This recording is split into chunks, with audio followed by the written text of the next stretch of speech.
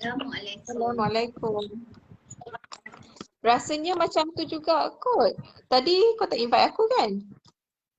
Tak ada. Terus kau mempela diri sendiri. So aku rasa kalau aku start live selepas ni pun aku rasa kau kena send request kot. Tadi ada button invite. Ada button invite tapi tak sempat tekan, dah masuk sendiri dah. Oh, okay.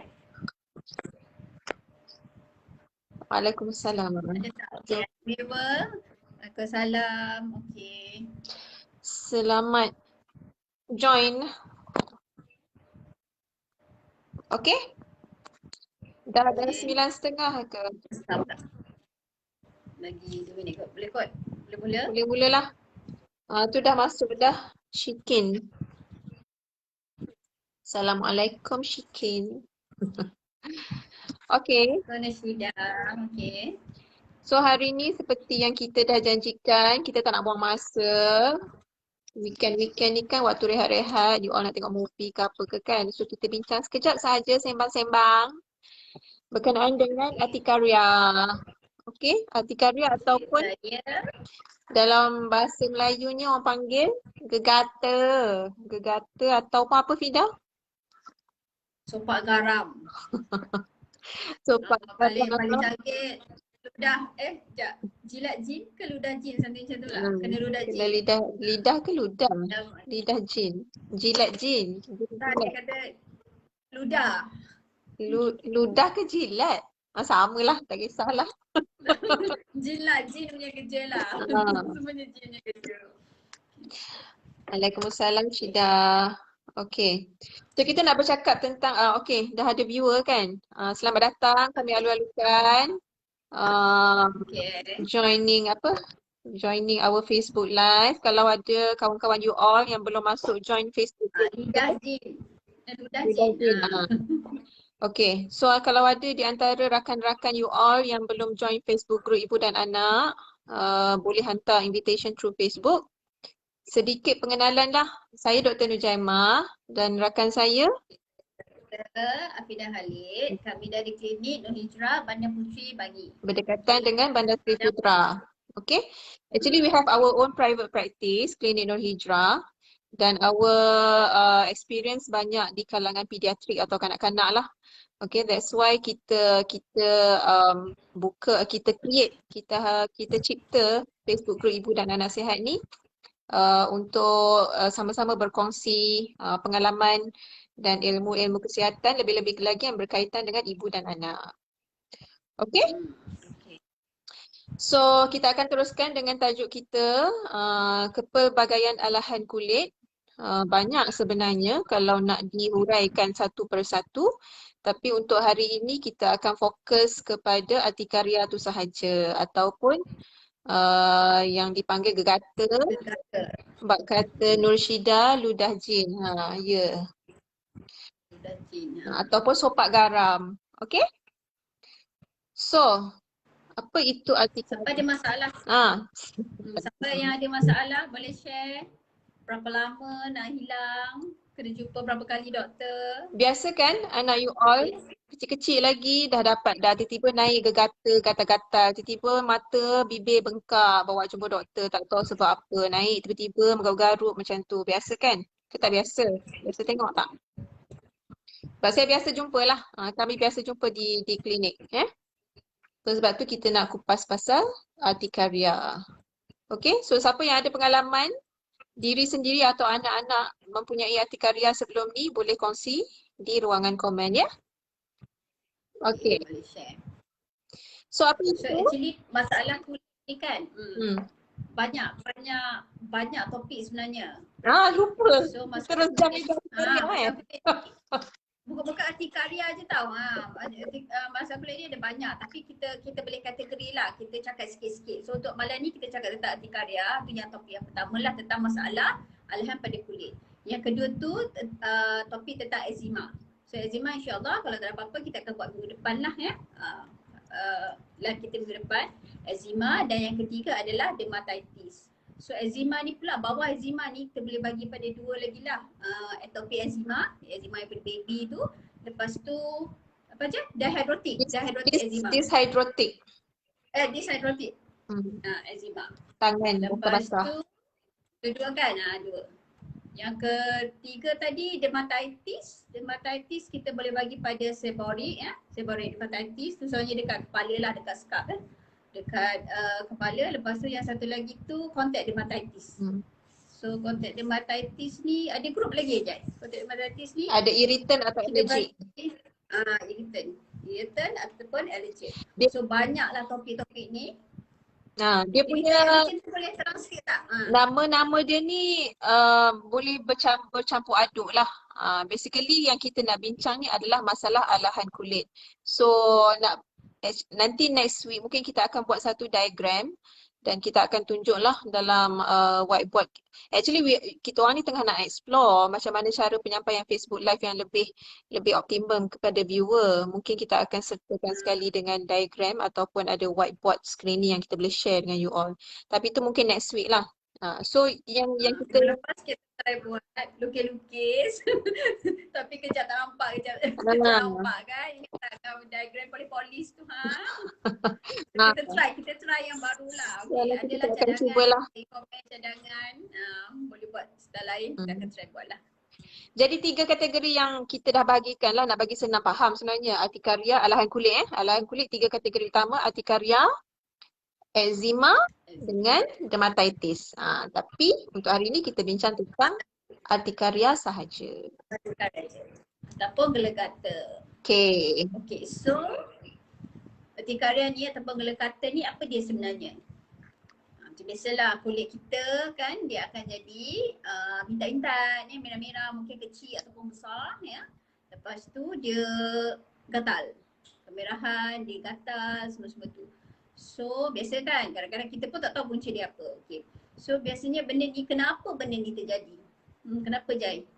Okay, dia adalah sejenis bila kita kata alahan kulit, memang akan berlaku radang lah pada kulit. Okey, radang ni kerana apa? Kerana ada pencetus dia yang menyebabkan tindak balas keradangan keradangan ni berlaku. Pencetus dia kita akan bincang sebentar lagi lah. Tapi bila kulit kita terdedah dengan pencetus ni, berlaku tindak balas alahan atau keradangan yang menyebabkan terbebasnya satu bahan kimia yang dipanggil histamin. So histamin ni apa yang dia buat? Dia akan menyebabkan tindak balas di mana akan keluar rembesan cecair daripada salur darah dan cecair tersebut, air tersebut akan berkumpul di bawah dermis kulit kita menyebabkan kulit kita timbul-timbul kemerahan dan gatal. Okey? So itulah dia punya mekanisme dia macam mana ia berlaku. So histamin tu sebenarnya yang menyebabkan kriteria artikaria ni. So dia boleh berlaku satu badan. Tak kira di mana-mana. Di muka boleh, tangan, kaki, badan semua boleh. Okey? Asalkan kulit. So itu adalah macam mana ia berlaku. Okey, disebabkan oleh histamin release tu. Penyebabnya. Okey. Apa penyebab dia? Penyebabnya ada banyak ya. Penyebab dia penyebab dia ada banyak. Jenis So artikaria.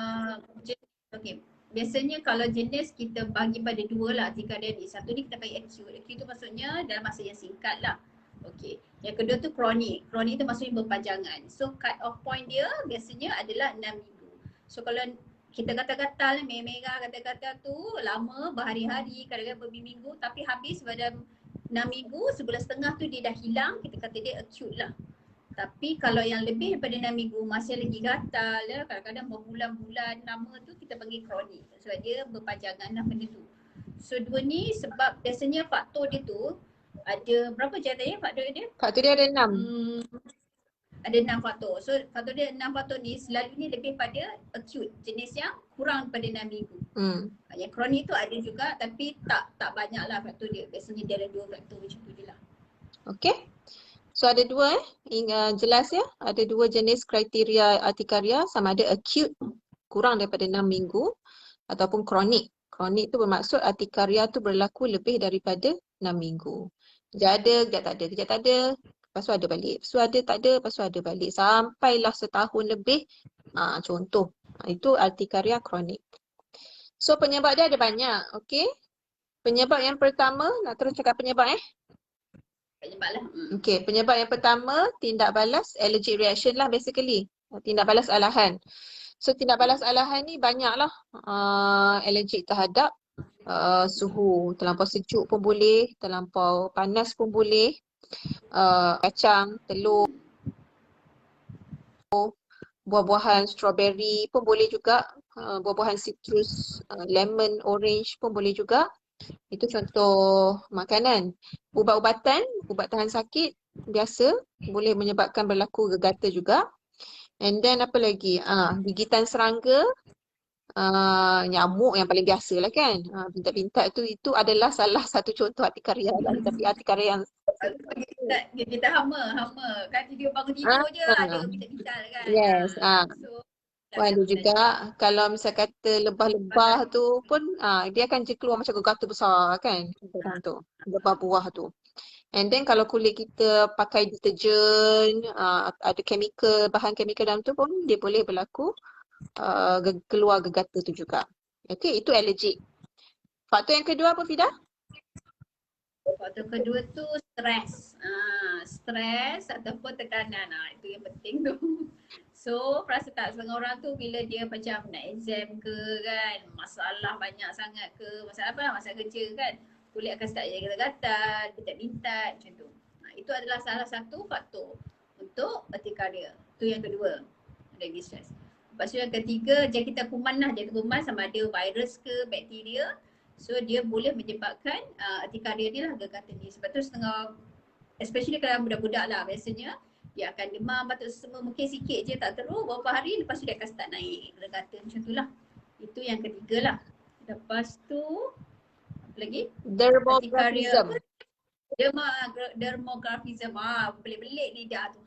So yang itu urtikaria fizikal. Perasan tak ada setengah tu bila urtikaria ni kita ambil pen ke, pensel ke kan, jarum ke, kita lukis kat tangan tu. So dia akan tumbuh ikut dengan satu garisan tu.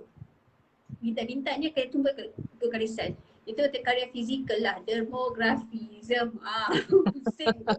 Jangan pula korang pergi togeh tangan tengok timbul tak. Dia berlaku kat sesetengah orang. Setengah tu saya tulis tu. Dan nama sendiri tu ikutlah nama A lah kat situ dia akan ikut. Tu urtikaria fizikal. Tu empat tu lebih pada acute urtikaria. Maksudnya urtikaria yang kurang daripada 6 minggu. Yes. Faktor-faktor. So faktor yang kelima dan keenam biasanya urtikaria yang kronik lah. Okey, faktor yang kelima kalau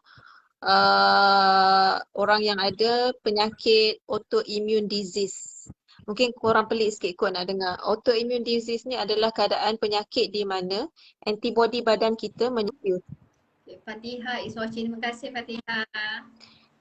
Dia macam confused. Autoimmune disease ni bila antibody badan kita menyerang sel badan kita, dia sepatutnya tak menyerang lah. Dia sepatutnya menyerang penjahat, virus atau bakteria. Tapi sekarang ni dia menyerang sel badan kita, itu yang dipanggil autoimmune disease. Yang itu pun boleh menyebabkan tindak balas keradangan urtikaria yang kronik. Itu autoimmune disease. Itu yang faktor yang kelima. Dan faktor yang keenam, untuk urtikaria kronik yang melebihi 6 minggu, 90% daripadanya kita tak tahu sebab apa. Tak tahu punca. So, kita panggil spontaneous urtikaria. Fatihah Syafiq, semua orang ke ada gegata? Tak semestinya Fatihah. Depends pada faktor sensitivity badan kita. Tapi kebanyakan orang ada kot sebab kalau gigit nyamuk, for sure dia akan ada naik bintat. Bintat tu kita panggil gegata lah. Tapi untuk orang yang macam biasa yang tak ada genetik ni, so biasa bintat, nanti garu-garu, nanti berapa minit kan dia akan hilang. Tapi orang yang memang genetically macam kita kata minggu lepas tu dia jadi lebih ekstra. Dia lambatlah nak hilang. So kalau tanya Mak Saleh kan, Mak Saleh kerap ke kena gigit nyamuk? Tak kan? Mesti dia orang rasa tak biasa. Tapi kalau macam orang Melayu, hampir semua orang pernah kena gigit nyamuk kan. So kita kan akan kita akan kata agak common lah. Dia jarang, dia memang tak ada nyamuk lah basically kan. Masa kita punya houseman kata study kat overseas memang nak jumpa satu nyamuk susah lah. Memang denggi memang tak ada sana. Tapi dia orang lebih pada dia bunga, pada hama, dia orang lebih banyak pada tu. Sebab dia orang kan lembab, sejuk kan. So kuman dia orang lain sikit lah. serangga dia lain. Sebab lagi satu pun artikaria yang sampai menyebabkan pesakit datang ke klinik ataupun hospital yang tak hilang-hilang. Yang nyamuk tu biasanya tak memudaratkan. Dalam 1-2 hari dia dah hilang kan. So yang kita cakap ni yang sampai menyebabkan pesakit datang ke klinik ataupun hospital lah. Okay. Jadi Yang idiopatik tu, berulang kali jumpa doktor berbulan-bulan dah cari punca, rupanya tak ada punca dia. Boleh sembuh tak yang ni? Okey. Tadi kita cakap 90% kita tak tahu punca, yang datang lebih daripada 6 minggu, tak hilang-hilang lagi dia punya artikaria dia tu. Okey, 70% daripadanya boleh hilang tapi dia akan ambil masa lebih daripada 3 tahun. So biasanya 3 tahun ke atas baru hilang. Azab tu. 30% daripadanya dia macam ni lah, 2/3 akan sembuh dalam masa lebih 3 tahun, 1/3 akan sembuh dalam 5 ke 10 tahun. So hadaplah. Yang idiopatik yang kita tak tahu punca tu.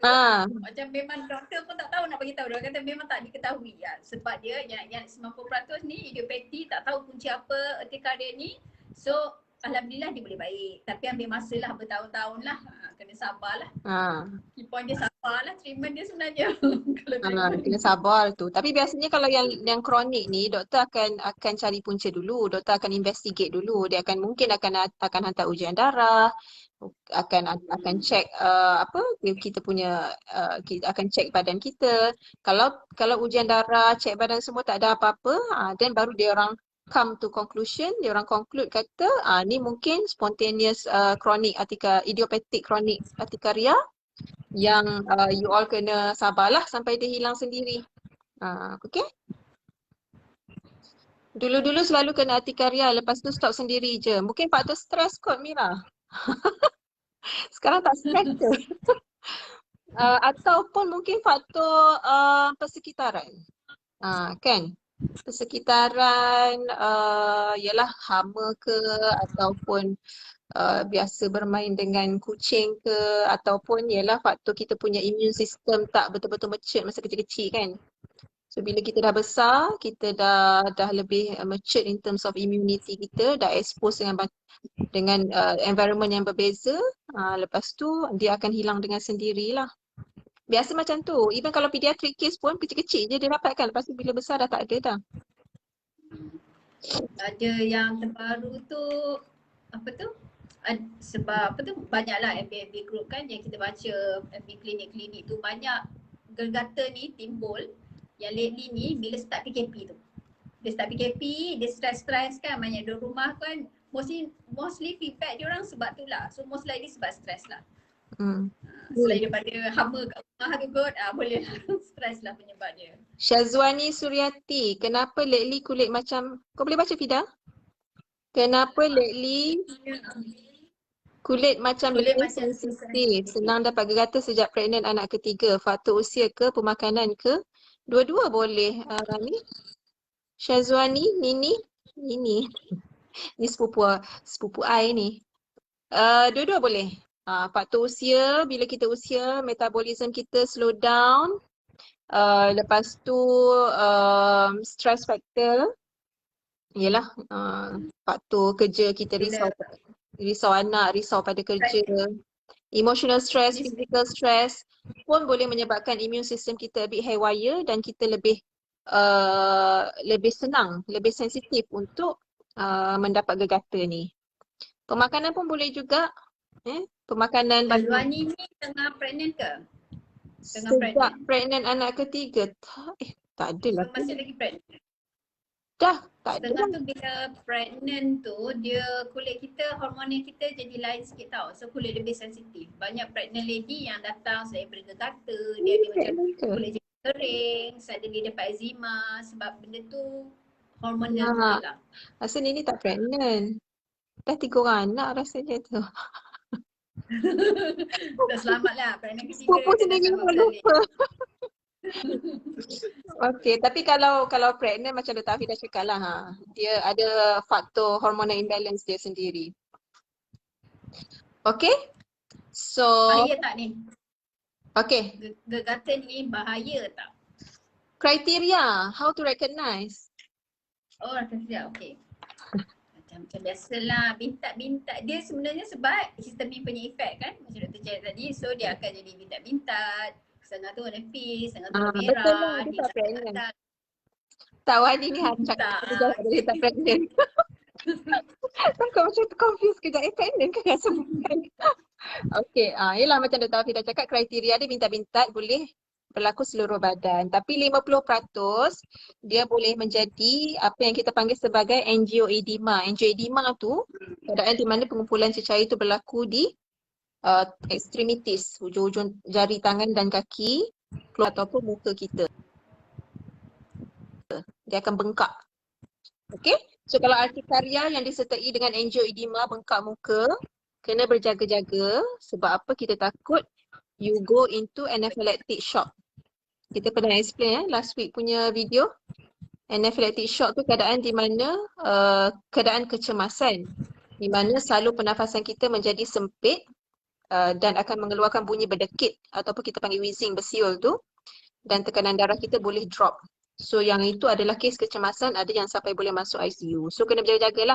Kalau tiba-tiba you naik gergata, lepas tu muka dah start bengkak, tiba-tiba rasa sesak nafas.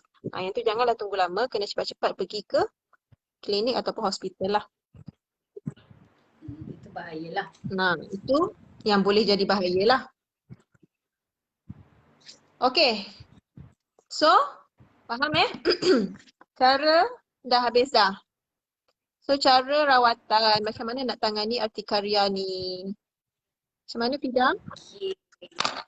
So, cara dia, macam kita kena tadi kan, ada 6 faktor menyebabkan artikaria. So, yang paling common sekali adalah allergen lah, allergy reaction. So, makanan, ubatan. So, apa yang kita allergi, kita try avoid. Jangan ambil, benda tu, jangan consume benda tu. Okay, itu kita try avoid. Okay, yang kedua tu sebab dia apa tu? Yang penyebab ni adalah histamin. So bila jumpa doktor, doktor akan bagi ubat antihistamin. So antihistamin ni ada banyak lah grup dia lah. Ya, ada setengah tu ambil cetirizine, loratadine, chlorpheniramine, dan itu adalah ubat antihistamin. Depends pada orang. Lepas tu apa lagi? Dan 90% idiopatik. Tak tahu sebab dia. So biasanya dia akan resolve dengan sendiri. Maksudnya tak ada jumpa doktor pun, bintat-bintat naik kan, especially kalau dia nyamuk ke, kita serangga, dia naik-naik, lepas tu dia akan hilang sendiri. Okay, ada lagi treatment, tu juga kan? Okay, itu yang perkara yang biasa je. Tapi macam Dr. Jaya cakap tadi, kalau disertai dengan komplikasi, ya, angioedema yang teruk, ya, bengkak-bengkak muka, bengkak-bengkak mulut, ya, mata, lepas tu boleh jadi anaphylactic shock yang paru-paru jadi sempit, susah nafas tu, memang kena pergi hospital, ya, ataupun jumpa doktor. Lepas itu doktor akan bagi rawatan. Apa tu? Rawatan untuk angioedema. Angioedema ni depends. Kalau angioedema yang bengkak-bengkak muka tanpa sesak nafas, biasanya doktor mungkin akan consider bagi ubat steroid sama ada makan atau cucuk. Tapi kalau yang bengkak-bengkak muka disertai dengan sesak nafas yang dah go into anaphylactic shock, then yang itu mungkin doktor akan bagi ubat kecemasan lah, epinephrine yang cucuk. Cucuk dekat peka ataupun lengan kita untuk cepat-cepat mengecutkan salur darah atau membuka saluran pernafasan dengan memberi nebulizer. Okey? Samira Taufik, tapi lepas tu naik eczema pula, never ending allergic story. Dia macam ni tau Mira. Faktor lifestyle jugalah sebenarnya. Kita cakap ni sebab orang tua-tua kita selalu tak naik gergata, jarang kan? Sebab apa tau, dia orang makan makanan yang raw food, fresh food kan, masak sendiri. Itu side stories lah. Macam kita dah expose dengan chemical, bahan-bahan chemical, kita dah expose dengan pollution, processed food kan. So actually benda-benda ni pun memainkan faktor juga. Nak bergantung pada ubat pun tak elok juga kan. So selagi daya lah, cubalah amalkan healthy lifestyle. Okay? Healthy lifestyle tu semua. Satu, regular healthy diet, regular exercise, sufficient sleep, tidur yang secukupnya, dengan stress management. Stress management ni yang susah sebenarnya. Kan? Nak manage stress tu susah. Kena ada macam apa orang panggil? Servis. Badan kita ni kena servis. Nak servis tu 4 bulan sekali tu pergilah massage ke spa ke pillow party dengan kawan-kawan. Macam tu lah. So walaupun dulu you ada gegata, sekarang ni allergic. So kena tengok balik pemakanan you macam mana, you punya handling of stress macam mana, tidur cukup ke tak, lifestyle you macam mana, macam tu lah. Okay? Jidin is watching. Okay, terima kasih Jidin. Ada soalan apa-apa? Okay? Okay, so kita dah sampai penghujungnya lah. Rasanya kita dah cover all the important topics lah. Ada apa-apa nak tambah lagi ke, Fida? itu je lah kot. So masa kulit untuk hari ni kita cerita tentang urtikaria. Okay, bintik-bintik gatal-gatal dekat kulit. Faktor dia selalunya ada 6 macam kita cakap tadi. Lepas tu handle dia, avoid lah faktor tu. Dan kalau teruk sangat kena jumpa doktor. Okay, seperti yang cakap tadi. So apa lagi? So next week kita akan sambung yang kedua pula lah. So mostly orang cakap tentang eczema. So next week kita buat tentang eczema. So siapa-siapa yang ada eczema, I'm sure yang bercakap-cakap ni bercakap-cakap ni ada eczema kan? Okay. So kita akan bincang tentang eczema. Eczema ni topik yang agak glamour jugalah. Banyak sangat yang jumpa kita macam mana nak handle eczema. So kita akan buat next week. InsyaAllah kita akan cuba buat penambahbaikan dari segi penyampaian Facebook Live kita. Yalah, kita orang pun baru lagi nak get used to. Okay, so eczema ni nanti kita akan kupas dengan lebih detail. Macam yang Dr. Hafida ada bagi overview sekejap tadi, dia ada atopic dengan dyshydrotic.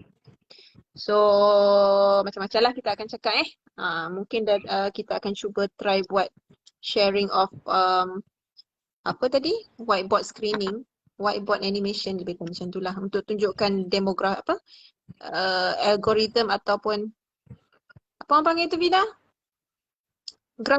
Grafik punya gambar lah untuk bagi senang faham. Okay. Okay. So itu saja. Siapa yang baru masuk nanti boleh tengok yang recorded punya.